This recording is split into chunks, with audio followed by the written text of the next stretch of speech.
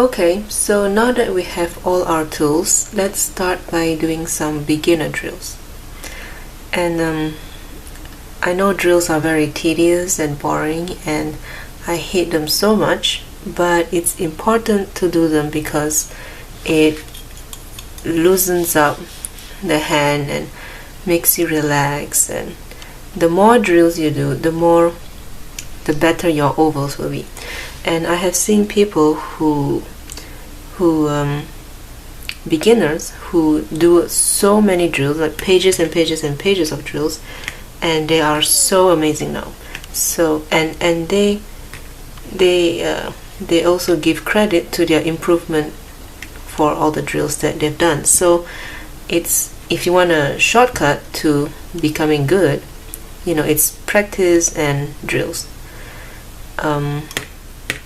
There are all kinds of different drills that you can do, but the ones I'm going to show you now are like beginner quick drills, and you can do this anytime you want. You can like have coffee or you're on the phone and you're just doodling, so when you have some free time, just do some drills. Okay, so first I'm going to show you how I'm sitting. So right now I'm facing forward and I'm comfortable, and I'm sitting down and my feet is on the floor and my paper is right in front of me like that. I'm gonna put my arm down like it's a natural writing position. So just put it down in a way that feels natural to you. So this angle is your writing angle. So what you want to do is get your paper and turn it so that it is parallel to the writing angle. So this is your writing surface angle. So my body is still straight, it's just that my arm is angled and the paper is angled as well. For left-handers, I honestly have no clue how left-handers write, but as far as I know, there's many different methods for left-handers. Some use a straight holder, and that's perfectly fine, and some use an oblique holder, and I've seen some left-handers kind of like over hook their writing like that. I'm not sure, so there's different ways to figure it out. So the best way is to get a straight holder and an oblique holder and kind of like experiment which way works best for you. So what I have here is a piece of paper that I want to use for my drills, and underneath is a kind of guide sheet, and it's transparent and it's got all these lines on it, but it doesn't have the angle lines. And these are called underliners, and you can buy a pack of them online. And under the underliners, I've placed a whole bunch of scrap paper, and so that it doesn't move around, I tape them together, top and bottom.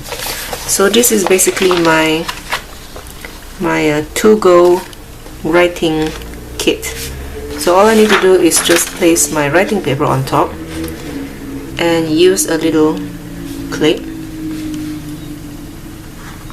and I'm ready to go. So if you want, you can use an oblique holder to do your drills with ink. If you want, it might be a good way to familiarize yourself with this tool. You can also use a straight holder if you want, or a fine pen. This is a 0.4 gel pen, or you can use anything you want. It's very fine. Or you could also use a mechanical pencil. This is a 0.5 mechanical pencil, or a pencil is also fine. That's, they're just drills, they're fine.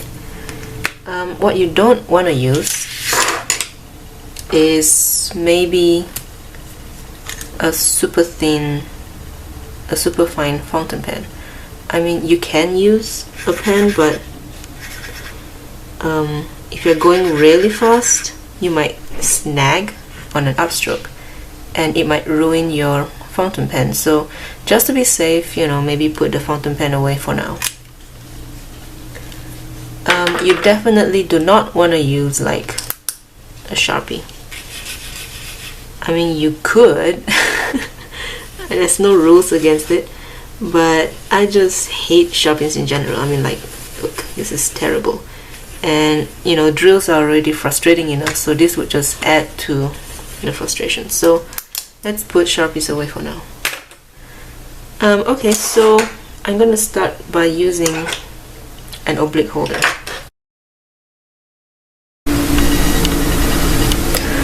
Alright, so now that we have everything ready, let's do some drills.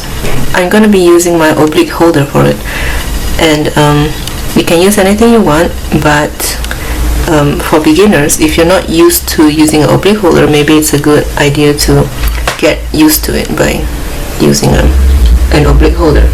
It would also get you used to your angle of the pen. So the first thing I'm going to do is mark out.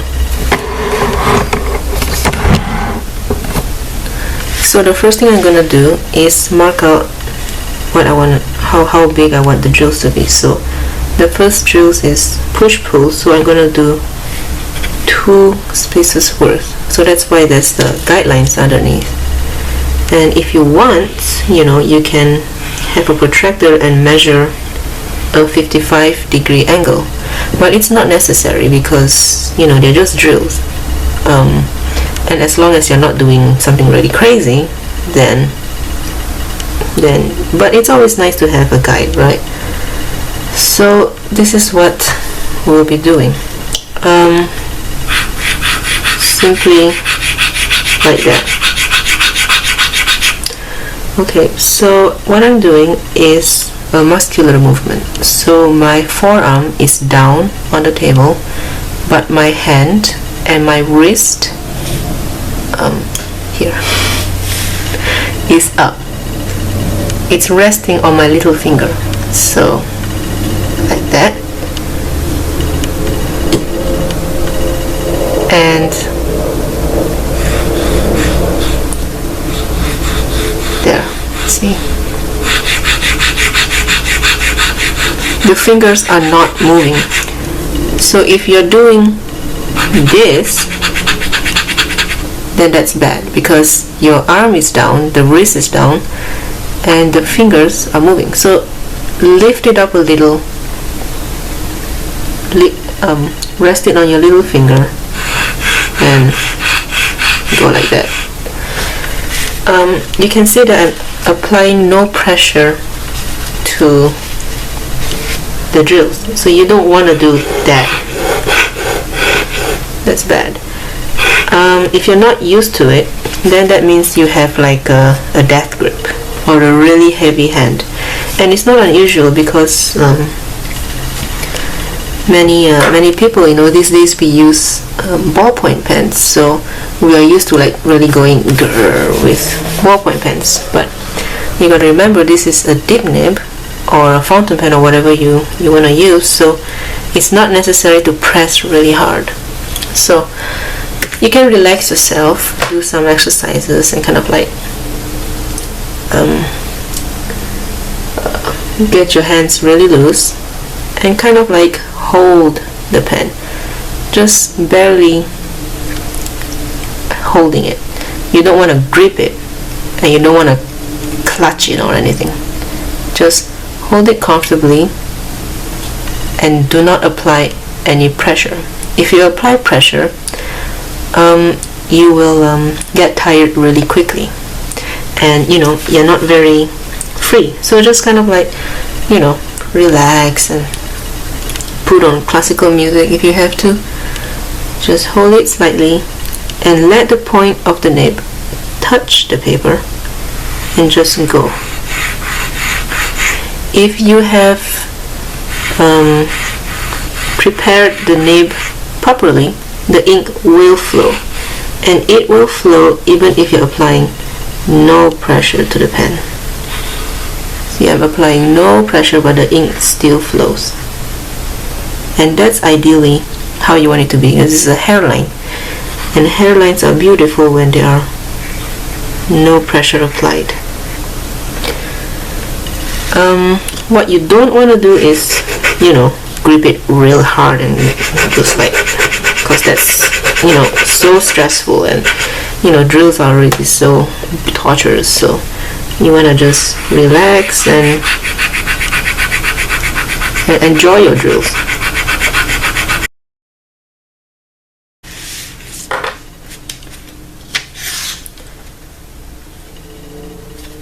So I'm going to continue with these push-pulls.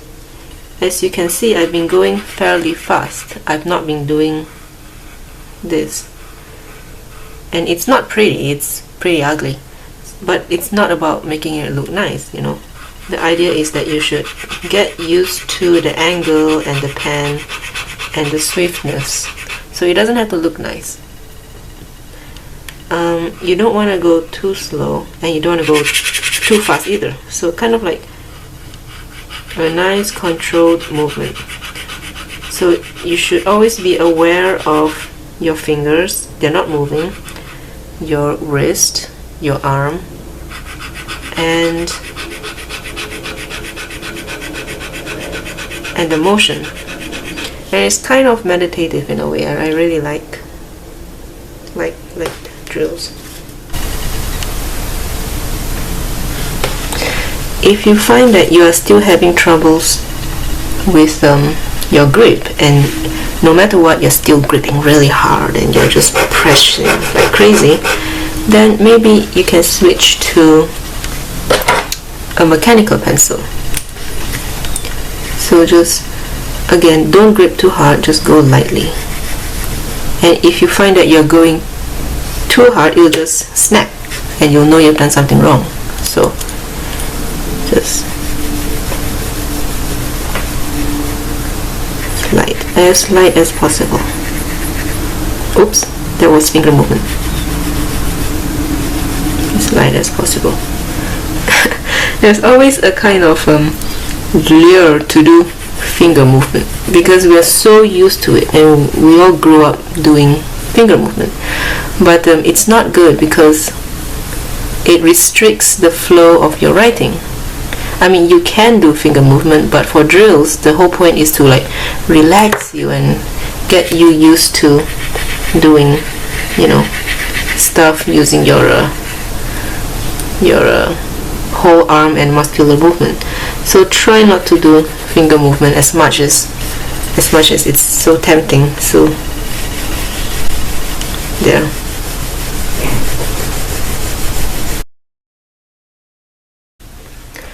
So before we start, I want to mention the tripod grip. So if you have been holding your pen like a really weird way or whatever, and you want to learn the correct way of holding your pen, then again, you put your index finger at the top, your thumb at the side, maybe underneath, your third finger at the side, and your two fingers at the bottom. Now this may look weird and it feels weird, but it's quite natural. Just think of it as the top of your hand should always be facing up, not like that. Okay, so it should be like this. So the rest of the fingers curls down. So the paper glides actually on these two fingers. So this is called the tripod grip, and it makes sense, and it's a very good method because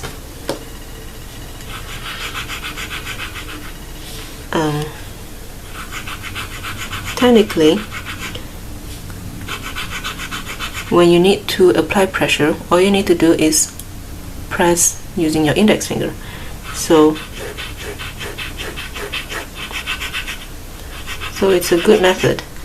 And a way to really practice this, if you want to change your grip, is to get a coin and put it at the top of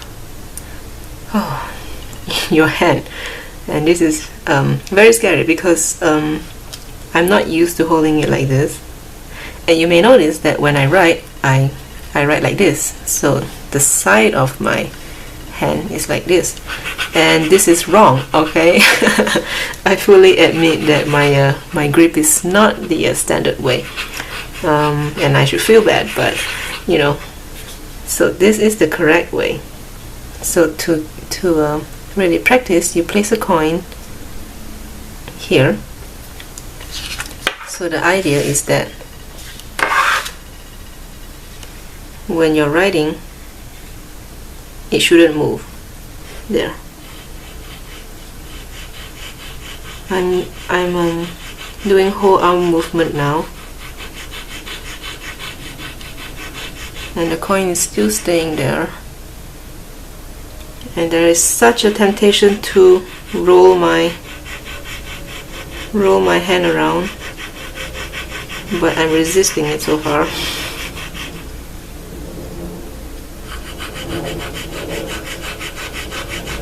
Oh, there it goes. So so that's a method if you want to learn the proper tripod grip. For the rest of my tutorials, I'm not gonna be doing it this way. I will be reverting to my old-fashioned, old wrong way. So don't get onto me, because I fully admit this is wrong, and you shouldn't copy the way I hold my pen. But it works for me, and you know, I tried to do this for so long and it doesn't work out. But if you want to do things the proper way, then this is the proper way, and it does make sense too. So I encourage you to do that. Now I'm going to move on to circular drills, and this is a scrap paper, so you can always use scrap paper for your drills, because you know no one's going to see them. So again, with circular drills, you can stay in place or you can move. You can do them small or big if you want, and the angle of the circle should be in the middle of the push-pulls that you've done. So you can do one push-pull and then do the ovals around it. So that's how you know the ovals is correct. If you're doing something like that or like that or whatever, then it may not be correct. So you want to have ovals like that. You don't want to do ovals that's like too small, because you know there's no point. A nice big oval is what you want. And if you want, you can make your ovals kind of go smaller or bigger. You notice that my arm is moving throughout. So again, big, too small, and always make sure that you know the fingers are not moving too big. And when you're used to that, you want to go the other way around. So I've been doing it clockwise, so now let's try anti-clockwise.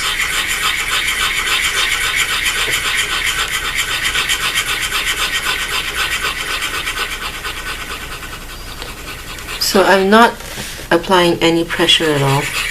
It's just simple drills to get yourself used to, you know, doing circles and moving around. If you feel too cramped, if you feel too scared, you know, don't worry. Just take your time, and eventually you'll loosen up and you'll be able to do nice big ovals.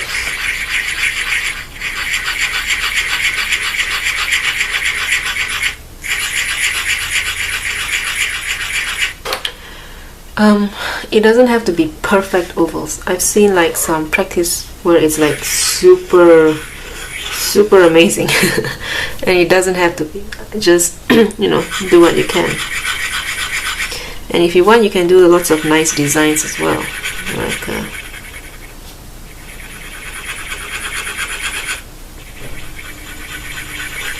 you can even use different ink colors.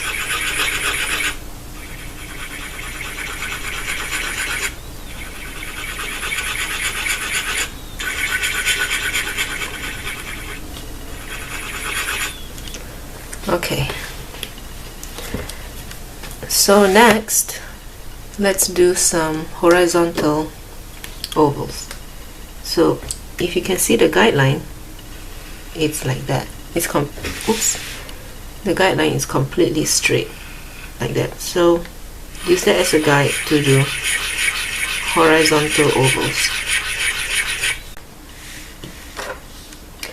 And horizontal push-pulls as well.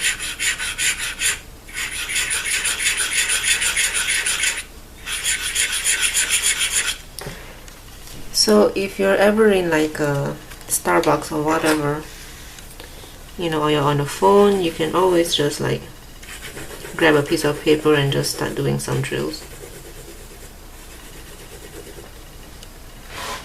And when you're ready, you could do like really crazy drills.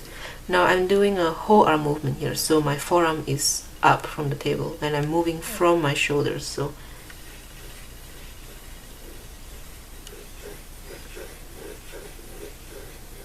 and you see I'm not using my fingers at all. This is bad. So it's the fingers don't move, okay?